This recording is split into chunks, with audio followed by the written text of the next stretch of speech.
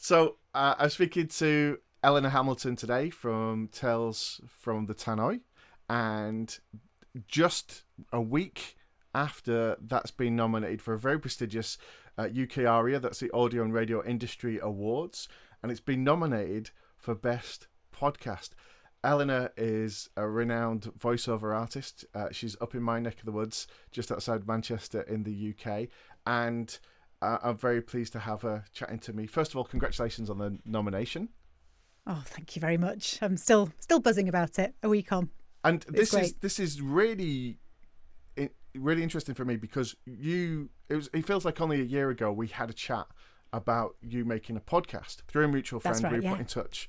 And yeah. I can't take any credit for you getting the nomination, but why not? You may as well. But we had that conversation, and so at that point, you literally, what did you know at that point? You wanted to do a podcast. Yes, I had the idea, and I think I had released 1 or 2 episodes, but we were really, really early on, and it was just a question of I think our mutual friend Natalie had kind of just said, "Oh, Ant knows everything there is to know about podcasts. You must talk to him," and I think it was more that I needed a bit of help to kind of how do I get the message out there, and the thing is that I've got a podcast, I've got an idea, and I know how to execute it, and in many ways, because of the content of my podcast, which we'll go into probably later, it's not been, in some ways it's been really easy to find guests, and in other ways people have been a little bit nervous of it because it's very personal stories. So some people don't want to open up.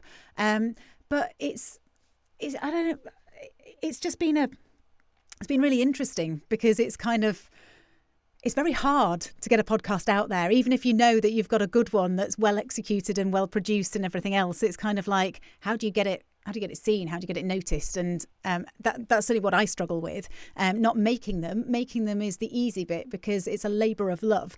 And I think that when you find something that you enjoy doing that almost it sounds really cheesy, but it kind of makes your heart sing that you're making this beautiful creative thing. That's the easy bit. It's kind of telling people that it exists. That's so hard.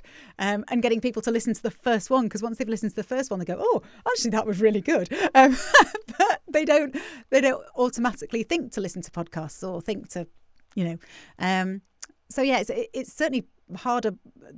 Making it is the easy bit. It's getting it out there that's really hard, I think. Yeah, this is something that I'm realizing more and more, and I think I used to say 50% of the job is making the podcast. I'm now starting to think that it's less than that because, it's so much more has to go into, as you say, getting the word out, and there's so much noise out there as well. It's finding the right people and getting that message to them. But let's talk about what you've actually made, and you're. By career, you're a voiceover artist. That's what you spend your days doing, and that's what your podcast is about. Kind of, yes, sort of, because there are lots and lots of career podcasts, aren't there? There's 100 podcasts out there probably that say how to get into voiceover and technique and that kind of thing. I'm not interested in that. I'm not bothered. I couldn't care less how other people use their voices. What I care about is people and the stories, and the way it came about was because I'm one half of a married couple that have been voicing for many, many years, mainly just doing kind of radio commercials, which obviously to lots of people sounds really exciting, but I suppose after a while any job kind of gets normal. So to us it was quite normal to come into the studio either together or apart and read a commercial about the orthodontist down the road or whatever. But a lot of what we did was corporate, and then we sort of accidentally, I suppose, moved into rail announcements. So we both ended up being the married couple on many of the London Underground lines, not all of them, but many of them. I read out the station, the next train to da-da-da-da, and my husband was a lot of the safety announcements, including Mind the Gap. So obviously that was quite a big gig for us. But 5 years ago, Phil died, but he's still working as Mind the Gap. Every single day his voice plays on the Underground over and over again, and we work alongside each other. And it was kind of like, you know what, there's a married couple who are working together every day and always will, probably for many years to come, and one of them's dead. And I kind of thought, I wonder what people think if they're on the platform. They wouldn't know that, but if I told our story, then maybe somebody would stand on the platform and smile because they knew more about what was going on behind closed doors, because we all are employed to sound like we really know what we're doing. We know what we're talking about. We sound deliberately very, very composed, I suppose. But actually, we're all a big mess, And so obviously I told our story, and I didn't really go in massively into how Phil died. He died from cancer, and it was horrible. It was more kind of how we've managed, me and my children, our children, since Phil died, because I got a breast cancer diagnosis pretty much straight after Phil died. So then it was kind of like, how do you live and grieve and become the one-tit wonder all at the same time? It was just horrible. But it was kind of like, it was deliberately a positive tale. So we ended on a positive note about how lovely life had become because of all the awful stuff that had gone through. And then I spoke to Gayanne Potter, who introduces the news on the TV, the ITN evening news at night, and her job again is to sound really composed and really sensible. But in fact, 5 years ago she had a breakdown, and she wanted to talk about that. And she was funny and engaging, and you wouldn't think that somebody talking about their terrible mental health would be hilarious, but she was. I spoke to the voice behind Siri and a lot of sat-navs about his heart attack, and also the fact that he works as a funeral celebrant, and his theories on life and death and the universe and everything. And it was fascinating to hear this guy who from do you remember The Weakest Link? Yes. He used to say, Anthony is the weakest link, but will the others notice? He was that guy, but he's also Siri, and he's also the voice on a lot of sat-navs. And It was like this voice that but you didn't know that there was other stuff going on behind. I've spoken to Red Pepper, the movie trailer guy in a world. Voice. And he used to be a tube driver. So it was really nice for me to talk as a tube person about his rise from literally announcing a tube train, and a casting director was on the train, and they thought, whoa, give me a card, mate, you've got a great voice. He was driving the train. But most of them are people that you wouldn't even know the names of. Supermarket checkouts, please scan the item and try again. They're all people, and they've all had really interesting lives. Yeah, it's fascinating. I saw something that I'd not even thought about the supermarket checkout, but there was a video I saw on Instagram of a voiceover artist, and she was in a toy store, and she picked up one of the child's toys where you push the button, and it's this squeaky voice. And she said, "This is me," and it was, and I'd not even thought about that. It's and I know her. She's called Lisa Biggs, and she has a very squeaky voice. And bless her, instead of, I think she used to get picked on for it, and one day somebody will have said to her, you could make some money out of that. And my God, she really is. I think she's somebody that I've asked to be on the podcast. Actually, I need to give her a chase, in fact, because I think that she would have a really interesting story. But yeah, I mean, like Tony the Tiger, when you were growing up and you'd have the Frosties adverts, and you'd be going, they're great, and he was nursing his wife through cancer, and we didn't know. You wouldn't know that this guy who was just so much fun and like the soundtrack to our childhoods also has a story. Well, on that, if I remember rightly, from that first episode about you and Phil and going through all that, if I remember rightly, you were recording some of those announcements while breastfeeding. Is that right? I was, yeah. Yeah, because we got the contract about 3 days after I'd given birth to twins. And I say in the podcast, but Phil kind of came in waving this purchase order, going, we got it, because we'd been working on this for so long. Thought we hadn't got it. We did get it in the end. But at that point, I was just like, I can't do this now. I've got babies. I can't. Anyway, there's nothing so inspirational as being self-employed. So you just, I just put a baby on my boob and cracked on. So yeah, I was. I listen to those announcements now, and I'm almost a bit embarrassed because, you always improve with age, don't you? I was only 26 at the time, and I just sounded very, very tired, like I'd just given birth to twins, because I had. So wow. I'd probably do a better job now. But they just get people where they want to go. That's the thing with announcements. You shouldn't kind of overthink it. As long as people are informed. What I find really interesting about what you've done and what you've created is you started off by saying there's so many podcasts out there about voiceovers as a career, and voiceovers is what I know.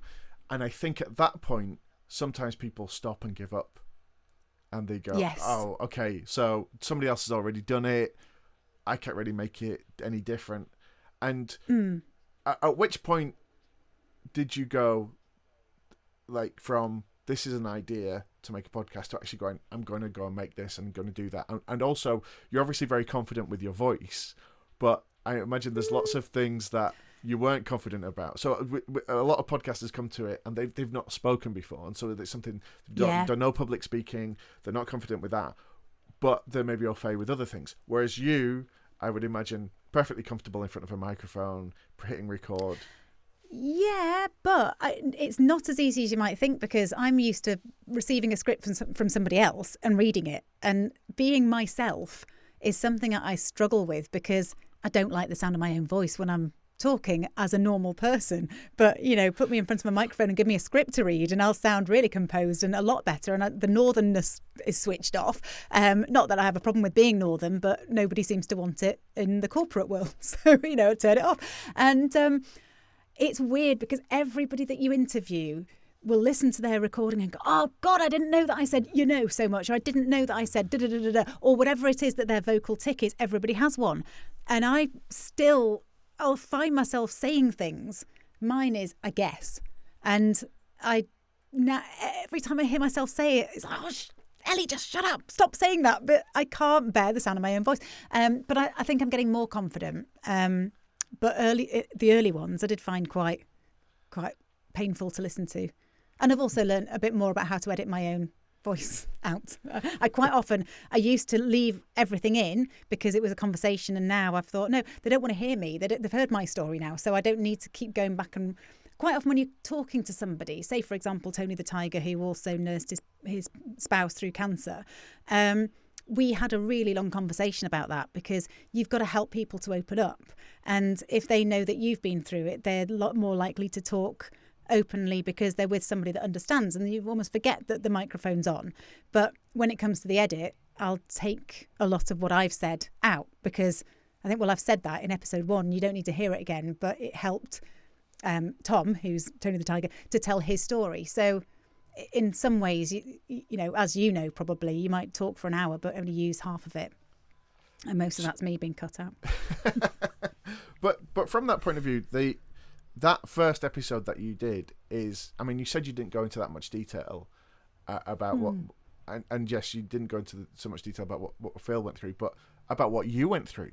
It was very exposing. You were very open and very vulnerable. Yeah. And you did that show with some friends, which I imagine would have helped. But still, there's a difference between sitting down and talking through the story with friends and then uploading that to potentially the world. Yeah, I did struggle with that a little bit, because I thought, and I suppose that's partly why I didn't go into detail about Phil's death, because that was his private thing. And, you know, I don't feel like I had, I mean, I would have, I know he would have given me permission, but I like to be his spokesperson in that sense, and I'm a bit careful about what I say about anything that he maybe went through that wasn't particularly pleasant. I just think, well, that was ours. That doesn't need to be public knowledge, because death is horrible. So I don't really want to have to talk about it. But with mine, it was kind of like I did go through this thing. And at first, the horror of being told, especially when your husband's just died, I'm sorry, but you've got breast cancer. And by the way, you're going to have your breast removed. You're going to lose your hair. You're going to almost look like a monster for a while at the time when you need your husband more than anything, because you need the person that's going to tell you you're beautiful. And I suppose at first I was really, when it was happening, it was awful. But now I think, if I can encourage one woman to go ahead with that, rather than say, oh, I can't do it, you know, I don't want to look like that, they'll die. So there is only one option. If you get breast cancer, you've got to get yourself treated. And if it inspires one person to go and do that, that's where I talk about it in terms of, it was horrible, but I'm all right now, and life is brilliant because I went through that thing. It's difficult because you want to be inspirational in the sense that you want to save lives, but at the same time, I don't want breast cancer to be the only thing that I talk about. Yeah. So I suppose, I mean, if you're going to use if you've got a platform and you can use it to make somebody feel like, oh, if that happened to me, I think I'd go to the doctor too. Brilliant, you know. And I think you definitely do that very well, because I think the recent episode I listened to, just because I love his voice, I went back and listened to it again, was with Red, Mr. Movie. Oh, yeah. And yeah, that's that's a very uplifting story about, as you say, that how he came to have his career and how that all happened, and all the way through it is just, it's so amazing just to hear that voice just talking normally, having a conversation. Yes, because you're so used and to. And he does talk. Yeah. He does talk like he speaks in front of a microphone as well, whereas a lot of us don't. No, a lot of us put something on. But because I wondered, like maybe it's somebody who's got a voice not so different from mine, but does all these warm ups to get into the mode, and then just comes there. But as soon as he comes on, it's just there, and it's like, wow, that's amazing. Yeah. I know, he was brilliant. I really enjoyed talking to him. I thought he was a lovely chap. But you know what? The interesting thing is that the people who are famous, and I've obviously not spoken to anyone super, super famous, but I've had the voice of NBC in America, who I kind of hoped would open a lot of doors for me over there in terms of, if she could retweet it and whatever. Peter Dixon, Janie Godley was amazing. She retweeted us quite a lot. But on the whole, the famous people don't really want... It's just a tiny little thing that they've done in this massively big career. Whereas what I've found is the people who do want to shout about being on the podcast are the people that are pretty much nobodies, who are these unknown voices that maybe are on a bus or a checkout or on the World Service or whatever they are. They're not well known, but they'll go on social media and go, I was on this podcast, it was amazing, listen to this. And I'll get far more listens to those podcasts than Alan Dedicote or somebody like that who everybody knows. But the people aren't aware that he's been on it because he's not really a social media guy. So how do you get the message out there? And that's a really interesting thing, because I'd always thought if we can get Peter Dixon or if we can get somebody like that, we'll get millions of listeners because everybody will want to hear that. But they've got better things to do in their day than tweet about some podcast that they did. So it's really interesting. I wouldn't necessarily go for a famous person to try and get an audience. Yeah, well, that's something of I'd go as far to say that's a myth that's been around for a long time. Even when I started podcasting, and I had this idea, I did a podcast with unsigned bands, and I was like, if I get 5 bands on the show and they've all got 500 followers, then potentially I've got 2,500 listens to that episode. It never equated that way, and that was at that level. And you still see this thing where people interview the same people on very similar podcasts. You can just show, especially in business, there's certain categories that you'll go through, and you'll have the same people almost on rotation doing all these different podcasts, right? Which is great, and it shows that they're available and you can reach out to them. But also there's a fundamental thing that I think people are missing, is that they've come on your podcast, but they've also done 30 other podcasts just this last season. So so when somebody searches for their name on podcast, you're still competing against all those others. And as you're right, they're not necessarily gonna shout about it. But what do you think has been the secret to your success? What is it that people like about your show? What is it that has made your show a nominee for Best Podcast? I think it's what I said in the beginning is it's full of love. We just love. Carl Svensson is my producer, and between us, we just kind of love making these stories. And people seem to listen to it and seem to love it, and I get a lot of people asking if they can be on it. Obviously they have to be the voice of something, but occasionally I won't know if my friend's the voice of something. Sometimes, or for example, a lot of the smart speakers, they're not allowed to say that they're the voice of something. So really? Yeah, so that they might be under a massive NDA. So it may be that I may have interviewed people who have been those. So people will come forward, but most of the time they're a recognisable voice. I did the lift in the BT Tower the other day. I spoke to her, and she was amazing. And I just think it's a bit people. So the voiceover community likes it because they feel that they're being heard, and especially now because so many people are using these artificial voices, it's nice to be able to tell the story behind a non-artificial voice. But I think so the voiceover industry are well behind it because I'm kind of championing them.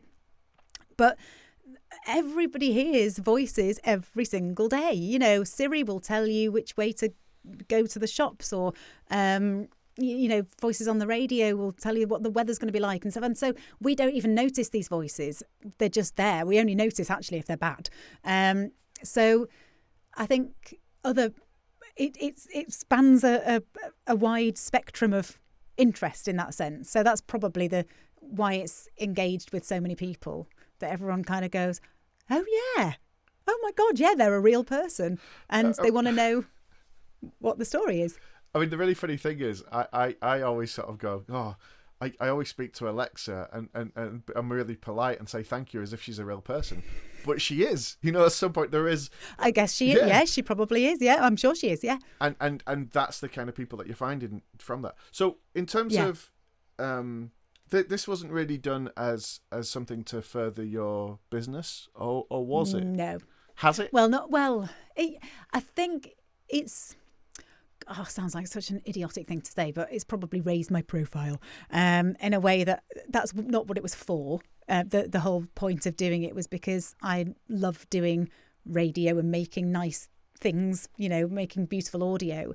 And I suppose that reading other people's words off a script is nice, but it's not creative. And especially during lockdown, it's very difficult to find something that is creative. So for me, it's a creative outlet. I haven't earned a penny from it as far as I know. I mean, it may be that I've got new clients who've heard the podcast, quite a few people that I know. I think my name is possibly better known now within the industry, but I haven't had any tangible financial benefit from it, not yet. And I think the problem is it's still not known. I would love for somebody at, say, the BBC to go, oh, this is a good idea, because I can't see any reason why it wouldn't be a good idea. But it's more that I have not got enough listeners to go and get a sponsor, for example. It's still very much a labour of love, and it's a joy to do. But I don't know whether I will be able to do it forever, simply because it costs so much time and money. And also, I'll probably run out of people at some point. But there doesn't seem to be a lack of people prepared to come forward, because there's a voice in everything. That's what's so interesting about it. So it sounds like you're just kind of wrestling a little bit and weighing it up in your head, because it's kind of like, well, it does cost time and money to make this, but I really enjoy it, and then I might not have enough people, but then people keep coming forward. Yeah, I'm probably talking absolute nonsense.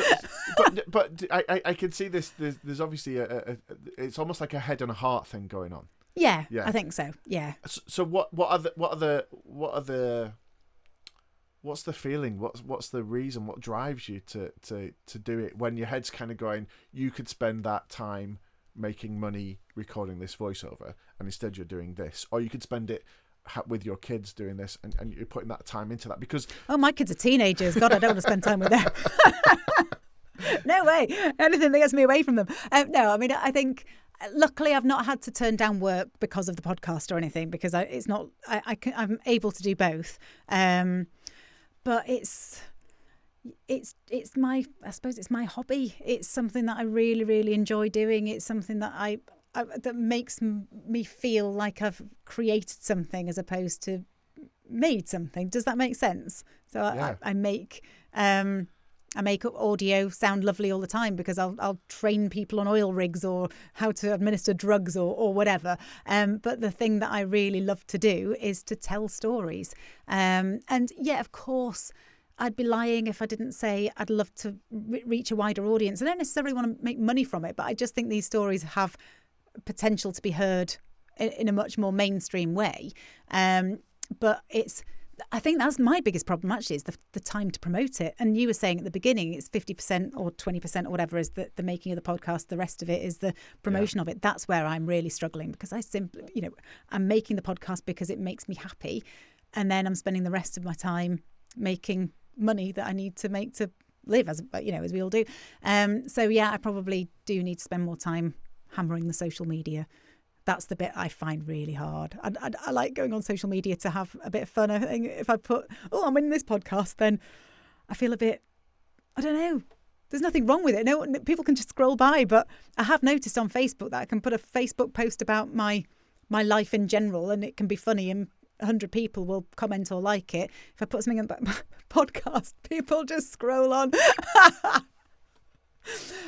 I mean, a few people have said there's the algorithms and stuff. You know, if you put a link to something, it doesn't get seen as much. But it's quite obvious how you know, people haven't got time to comment on or listen to podcasts.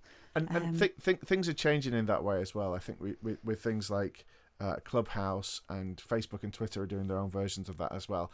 Things are changing which are going to allow you effectively to stay in Facebook and still listen to the podcast or whatever you've come across. But Okay. that's you know, that's only just starting, and we'll see how that develops out. But it's really nice to talk to you about what it feels like to make it about the process, and also the things like, in a similar way to how you were saying, Al, you'll hear these voiceovers and you won't think of the challenges that they have. There's almost a tendency for me to speak to you, well, you're this big hotshot voiceover artist. You've got all the equipment at home in the studio. You know what you're doing with that, and it's really nice, actually, if I can say that, to hear you say, I don't know what I'm doing with this, and I'm really worried about that, and I'm frightened about this. Because we're all human, and that's the thing that comes out of pretty much every interview that I've ever done, is we're just flawed people who are muddling through, and some people have been fortunate enough to do well in their career, or certainly from other people's points of view, they look to have done well in the career. But even people who've done really well in their career, a lot of them are still really miserable because things have happened to them, as they do to people. Everybody is flawed, and I think that's I think the more of us who are supposedly successful come across and go, do you know what? I still find life hard. My kids are still difficult, or, you know, I've got bad health, or whatever. You know, everybody. It's like we're all talking about mental health now, aren't we, on social media, which is a really good thing. And when I was growing up, we're probably similar sorts of ages. You know, nobody talked about it. It was like if you had a bit of depression, you were a bit mental. And now kids these days are talking about their mental health. So I think the more we talk about regular stuff, the more normal it becomes, and the better people are in themselves generally. I'm probably talking absolute nonsense. No, that's wonderful. I don't know. And just for a little bit of promotion now, just to end things off, if people want to find out more about you or the show, where's the best place for them to go? Well, they can go to our website, which is talesfromthetannoy.com, or you can search for that on Spotify or iTunes or whatever your podcast provider is. They see, I'm terrible at this, and I'm awful at just promoting myself. But yeah, talesfromthetannoy.com. Yeah. Well, it would be lovely to. We can work on that part of it. You've got the actual production and the sound and the idea nailed. Yeah. Like I say, congratulations on the nomination. I really think it's a brilliant example of putting your own twist on something, and it's great to see that you enjoy making it as well, because I do. There's so much work that goes into these things, and you can tell with that show as well. Yeah, you can. And the thing is as well, as you know, unless you're doing something that's really, really current, and it's, you know, maybe about sport or whatever, and talking about the latest results, something like my podcast it's not going to age, really. I mean, obviously, at the moment, we're talking a lot about COVID, but that will still be interesting to people in 2, 3, 4 years' time. I think it's the kind of production that will stand the test of time. So if we were to stop for a couple of years and take a break, it wouldn't really matter. We could still promote the stories that were told 4 years ago, because a lot of these stories are kind of ancient history stories anyway. You know, they're kind of things that happened in childhood or whatever. They're relevant. They're relevant to any age group at any time. So that's probably not a bad tip. You know, if you make your podcast really current, then maybe it won't. Yeah, I mean, I'm just thinking about it there. It's like I'll go onto Netflix and watch old episodes of Frasier, but I won't watch old episodes of the news. Yeah, that's absolutely true. But yeah, you know, and I suppose that's the difference, isn't it? If you make a podcast that is not time sensitive, you've probably just got a bit more breathing space. You know, I've got like I say, at the moment, I'm so busy, I haven't got time to promote it. But maybe in a year from now, I could be absolutely hammering social media with it and just saying, this is a thing that already exists. And how many times do you go onto your podcast provider and find a podcast that you like the look of? And there's 50 episodes. So it's been around a long time. You've only just discovered it, but you still will go back and listen to at least a few of them, if not all of them. And quite often I find that when people listen to the first one, they do end up binging it, which is brilliant. Great for me anyway, but there's no reason why they can't do it in 3 years' time. So I've got a bit of a fear, actually, of making 50 episodes and then having people go, oh, God, there's too many. I don't know where to start, so I'm not going to bother. So I just overthink everything, to be honest. I think that is something that happens for a lot of people. People worry that they won't have enough ideas to get to 50 episodes. People lose confidence because they've set a goal in their head of how many listeners they're going to have by a certain episode, and then their figures don't match that. They get overwhelmed because of it's coming on. I think it's more going to be about the process of doing it, and make today's episode, and then worry about the next one next week. As you come to it. And not every episode is going to be that good, because it could always depends on the mood of the person you're interviewing as well, or the how open they want to be. And sometimes I found, do you know what, that could have been a really good episode, but either the two of us just didn't quite gel, and then the ones that you think are going to be a bit crap are brilliant. It all depends. And sometimes, don't be fearful of the fact that not every episode is going to be an award winner, because it's not. Well, one thing that I really like about it, and I meant to say this earlier, but I really want to get this in, is that when you're speaking to these people and they've got huge CVs, very, very famous voices, recognizable voices, some of them you don't, but whoever it is you're interviewing, that's just kind of a bit of context for it. And that's not really what the show's about. Exactly. And it's about that thing of, as you said, it's about connecting and about them being human and about everybody having a story. And I think that's the beauty of what you're doing. Oh, thank you. Yeah, I'm not interested in people's careers. I'm interested in what really happens behind closed doors, away from the microphone. Tell me what your life's like. And most of the time we find out that they're as messed up as you and I. Which is quite reassuring. Yeah, that's exactly what I was going to say. Yeah. Elinor, thanks so much. Thanks so much for taking the time. It's been a pleasure. Thanks very much. Really enjoyed it.